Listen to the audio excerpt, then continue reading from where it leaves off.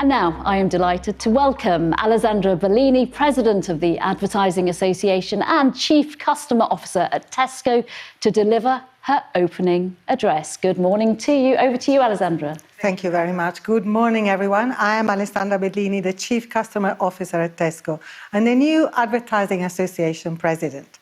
Firstly, my thanks to my predecessor as President, Keith Weed, who's led the industry on the association's behalf during the pandemic. Keith put rebuilding public trust front and centre of his 3 years term, and the Advertising Association and its members will continue with this vital mission. And I'll say more on this in a moment.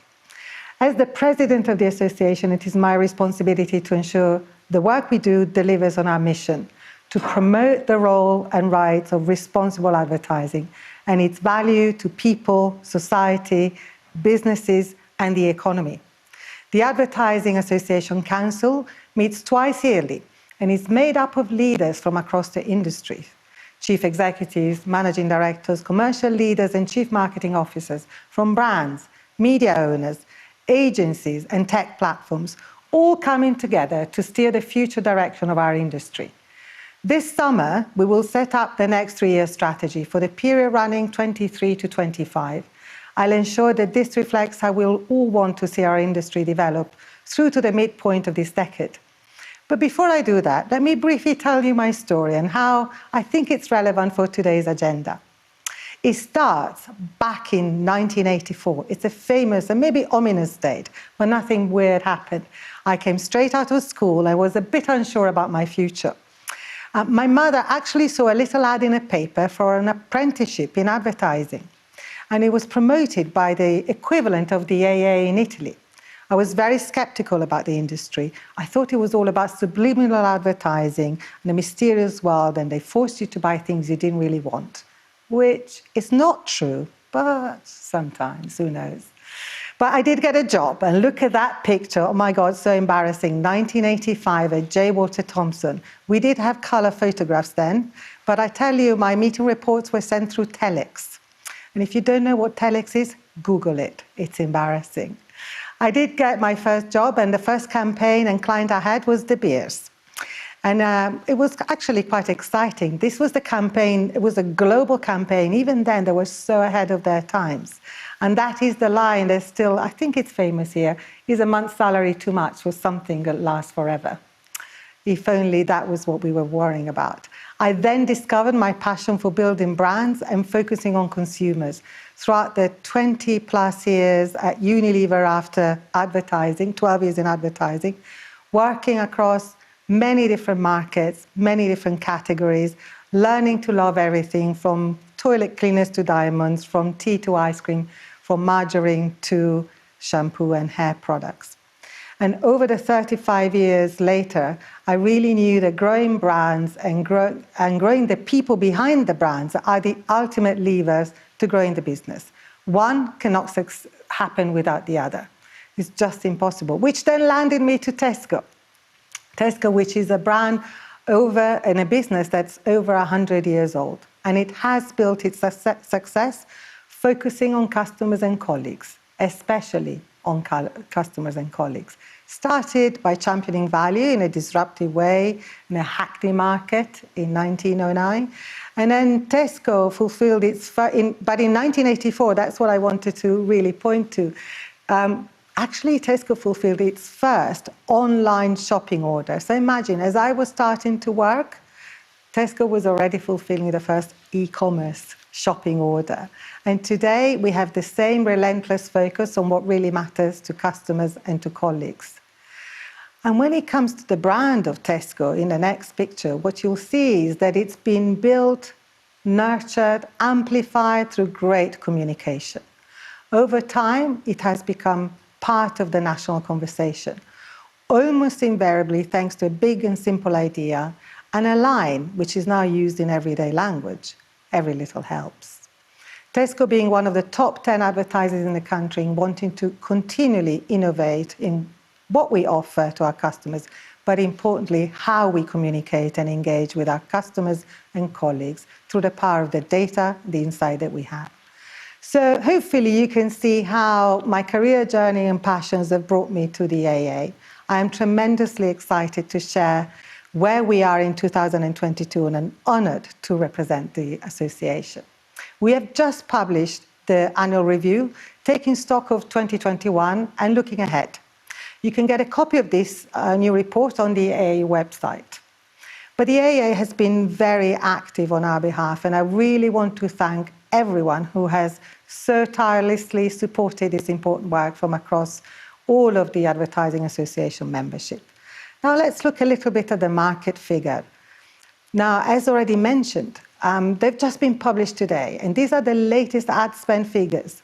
2021 ad spend is expected to close in on about £30 billion for the ads market's strongest year ever. The forecast for this year, 2022, is stronger still, with a further rise of 8.5% to approximately £32.2 billion. These recovery projections are supported by the international data supplied by Work. The UK's bounce back in 2021 is expected to be the largest across any major international ad market, outstripping the global average, including US, France and China, by more than 12 percentage points. So advertising is well set to help the UK economy recover from the COVID pandemic. And all of this is positive too when it comes to demonstrating how the UK is well advanced as a global advertising hub.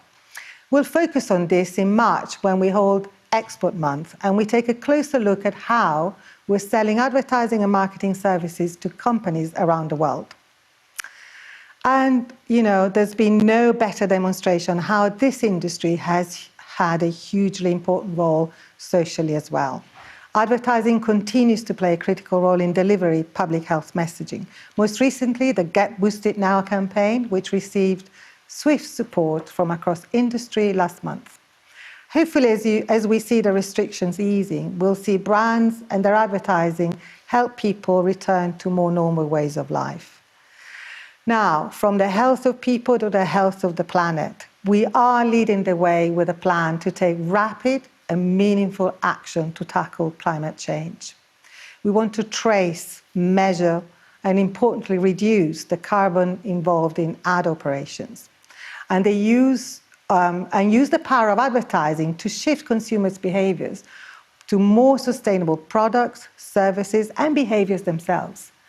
One of the big successes for our industries in 2021 has been the rapid expansions of what we call Ad Net Zero. You'll hear a little later Sebastian Munden talk about it. It is a worth-leading programme, and at Tesco we are proud to be a supporter of Ad Net Zero. Achieving net zero is a central part of plans in the coming years. I urge everyone in the industry to engage with this initiative. Its training and the carbon calculators in development, such as the AdGreen and the IPA Media Carbon Calculator. Back to trust. Keith made trust a central pillar of his presidency. Trust is critical to all advertisers and every industry stakeholder. It's been central to the work we've been doing at Tesco's, where since 2014, we've had to really take a good look at how we could earn the trust again of our customers. And one thing we knew, we had to behave our way into being more trusted, not just talk about it. And we had to doing it by focusing on finding out what things really mattered for colleagues, first of all, and for our customers. And there is some positive news when it comes to public trust and favourability towards advertising. You see here, rolling 3 years average numbers, which irons out a bit of the short-term fluctuations, and you do see an upward trend in the last 2 to 3 years. So that's good news on one level.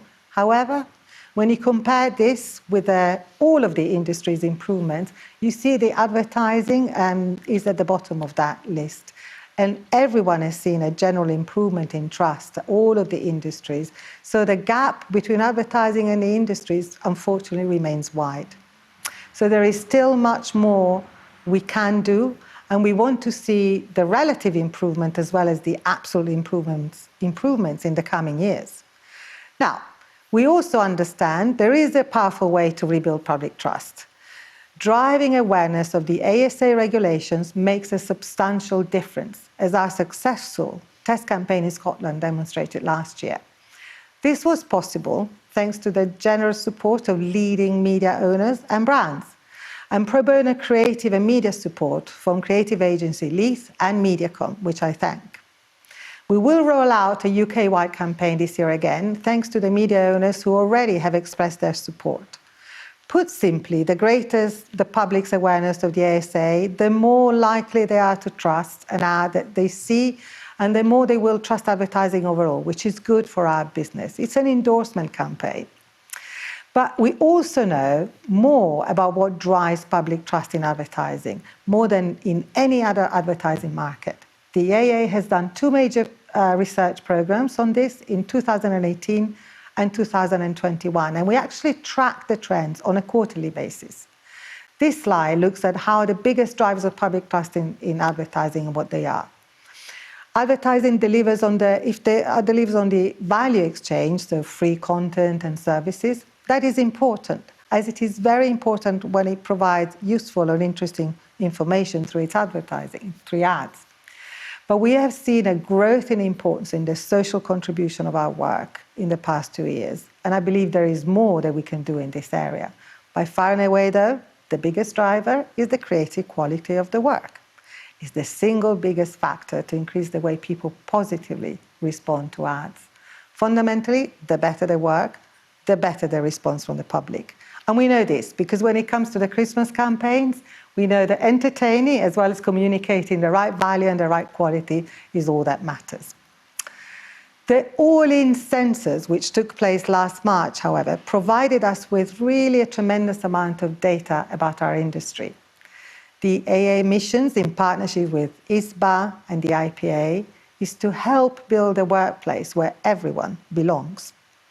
This census data is helping inform the All-In Action Plan. We'll hear today 3 new actions later this morning, and I'm really excited about them. And a further 3 actions will be announced in March, leading to a total of 9 that the industry can focus on. This summer, the All-In team will be awarding the status of All-In Champions to those companies that can really prove implementations and delivery on these 9 actions. The candidates will be from across the industry, and this will be a demonstration of the corporate commitment to improving inclusion and diversity. Making our industry where everyone feels they belong is vital, and it is essential we have every leader's support for this.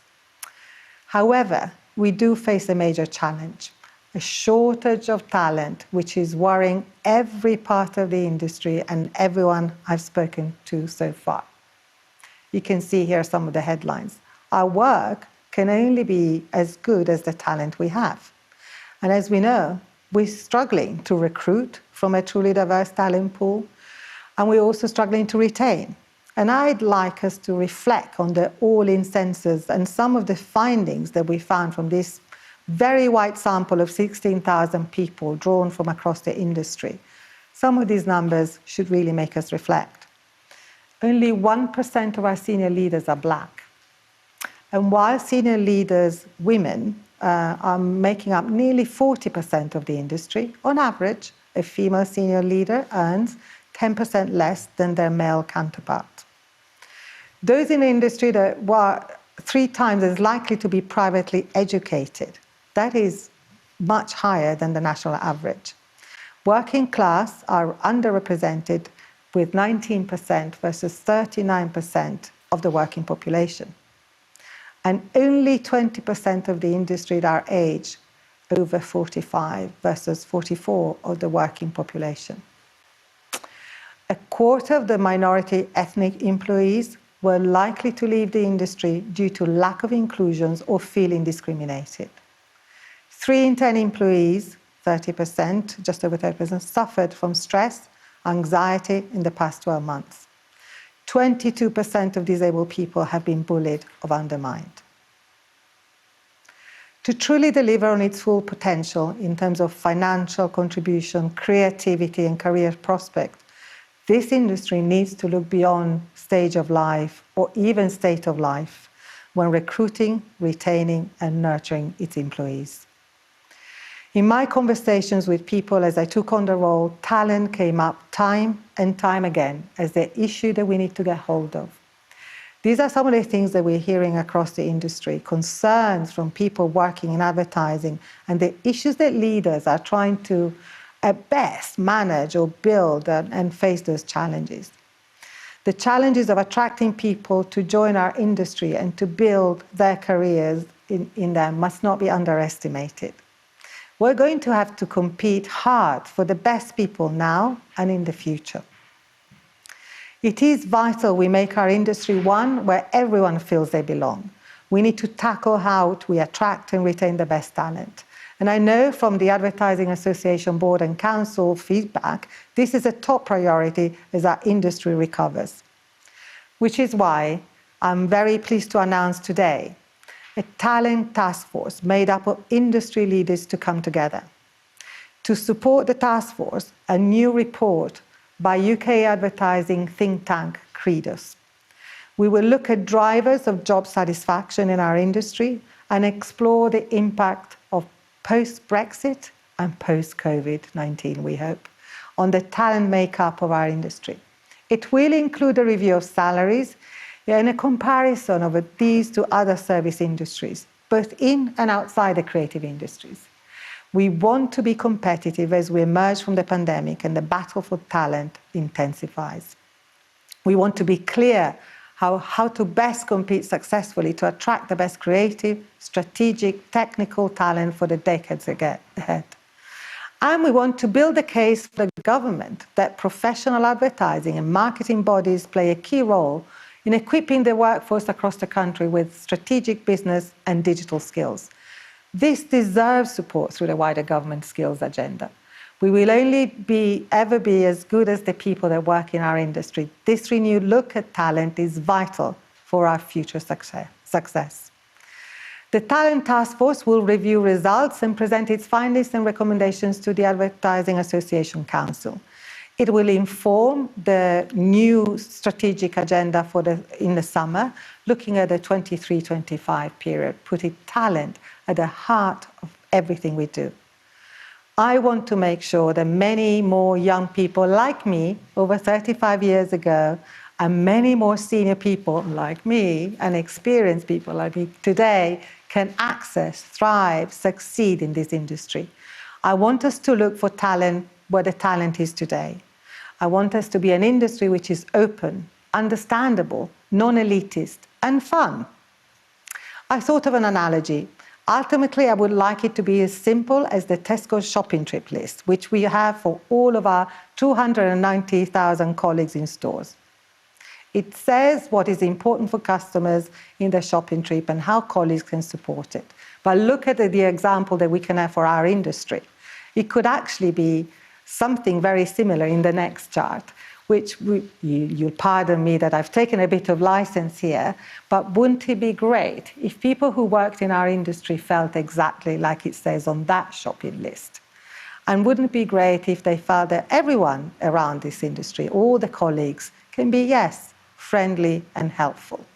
It'll require a lot of work and a lot of common effort from the collectivity of the association. It won't be a silver bullet, and maybe it will take longer than 3 years. But we will put our efforts together and we will achieve it, because, every little helps.